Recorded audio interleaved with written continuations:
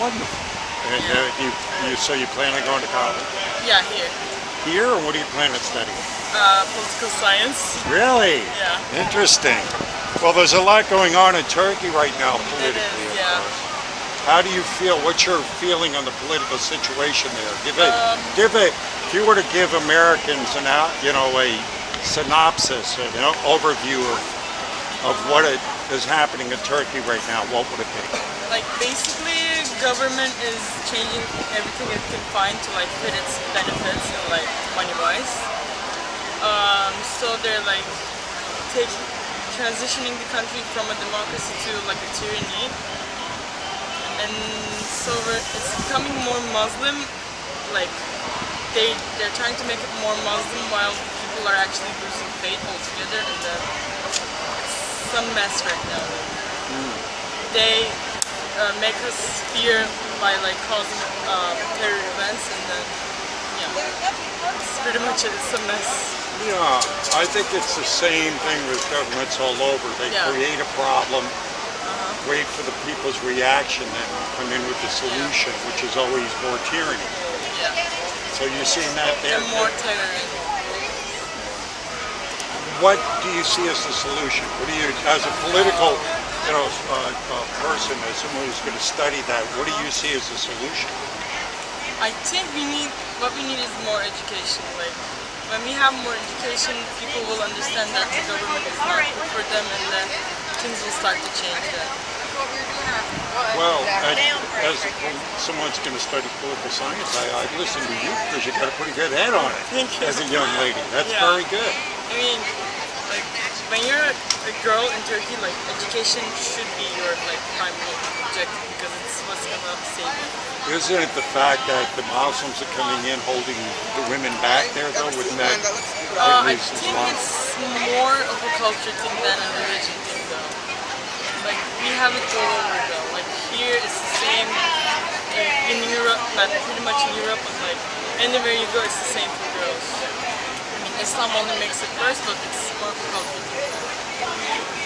And yourself personally, do you have a faith? I believe in God, but not in religion. See, you are smart. Yeah. You're very, very good. There has been, of course, a lot of, with the influx of the Islamic wave going all over Europe, the immigration, refugees. But I think like that refugee crisis is actually good for Europe because like every country in Europe has a population problem. Yeah, but controlled immigration, not just opening up the floodgates to anybody. You're inviting a lot of problems in, aren't you? I know, but like with planning, that could be like Europe's future, because none of them have sufficient population in their countries. Like again, I understand that, but allowing people to come in that are not going to assimilate into your culture, but take over and instill their own culture. I mean, if it gets to a point where you have nothing but hardcore radical Islamics in there who are going to enact Sharia law. But like most of those people are not radical Islamists. They're mostly your artwork's very offensive, sir. I love it. Oh, thank you. So okay. So you don't see a threat then from the Muslim? I mean, I think if with like good planning, like a lot of planning, that could be a very good thing for Europe. But it should be planned. So you also have some faith in human nature. I think that they could go ahead and maybe work it out. I mean, hopefully, I want to like have faith. Oh, of course, yeah. Do you? Well, you always try to work for the best and plan for the worst. I think that's kind of natural. But I'm glad to see you're not losing sight. You've got a good perspective on it. And what do you feel about like the Middle East in like general? Well, that the Western powers shouldn't be meddling with it and messing it up.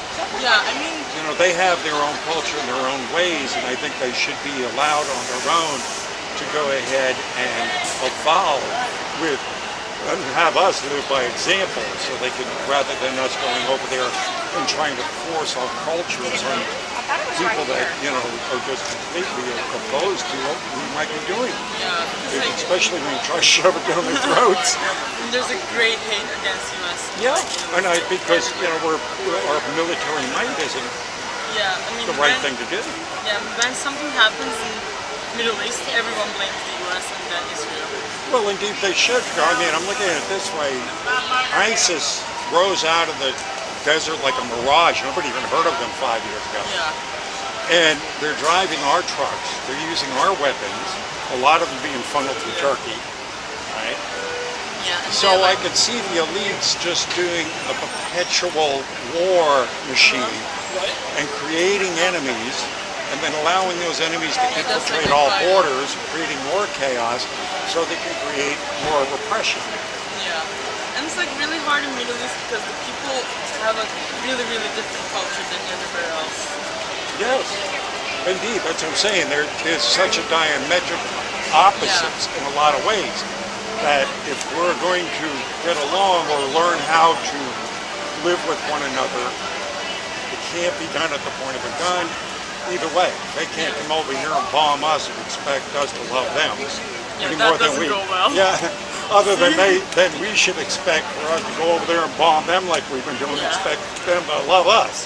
Yeah, I mean, like it's a mutual. You know, indeed. You know, we got to. I think the West needs to get out of there, quit meddling in other people's affairs. Like the Balkans. Pretty much. Yeah, we need to take care of our own problems and then live by example.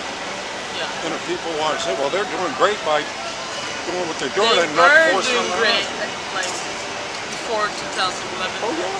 Well, actually, America was doing great for a century before the banks first took over in 1930. And then things started going downhill. And then World War.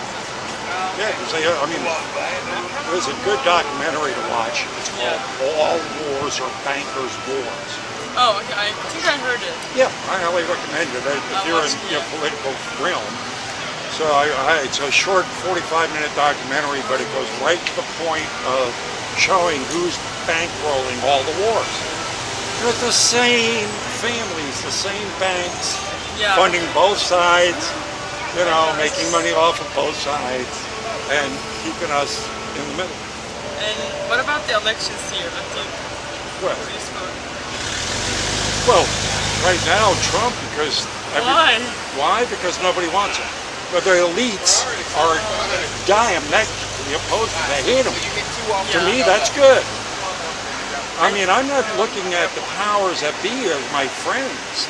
And so when I see the powers that be scared to death of someone, I got to figure they're doing something actually. right. Yeah. I mean, for me, Trump is like our president, so I mean... Well, not to say, you understand that the press here, I assume like the press there, they're owned by the same power brokers, the same banks, the same elites. So if anybody comes along to threaten them, they're going to use all their propaganda to paint that person in the worst light possible. But he is like against everyone. Like, I mean, the only thing he's asking for is to have secure borders. We got to know who's coming in here. We got to know who's coming in. Right now, we got open borders, and we have diseases showing up in this country now that we haven't seen for over 100 years. I mean, we're letting criminals in. We don't know who's coming across our borders. We're just letting them in. We're not even asking their names.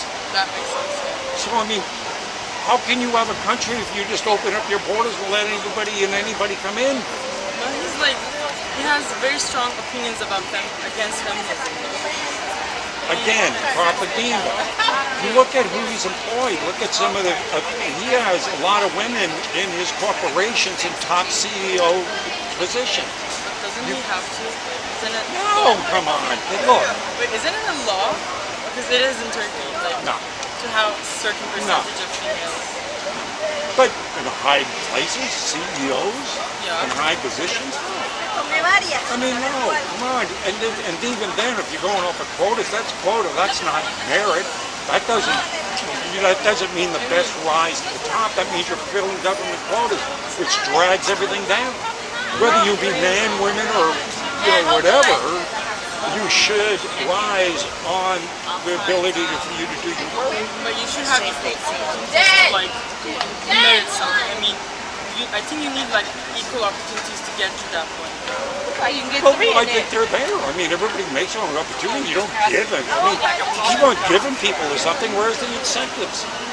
Where's the incentive to start doing anything properly? But you know that, oh, well, I'm a woman and I've only got an 80 IQ, but I can get in there. I mean, what is that? You know, that's only dragging everybody down. You have to let the best achieve and rise to the top for their own merit. That's true. So my group is meeting up and I'd like to get that. Oh, you've done free? Yeah. Oh, okay. Wonderful. So what group are you with? This program called Rustic Pathways. We're doing this volunteer work here.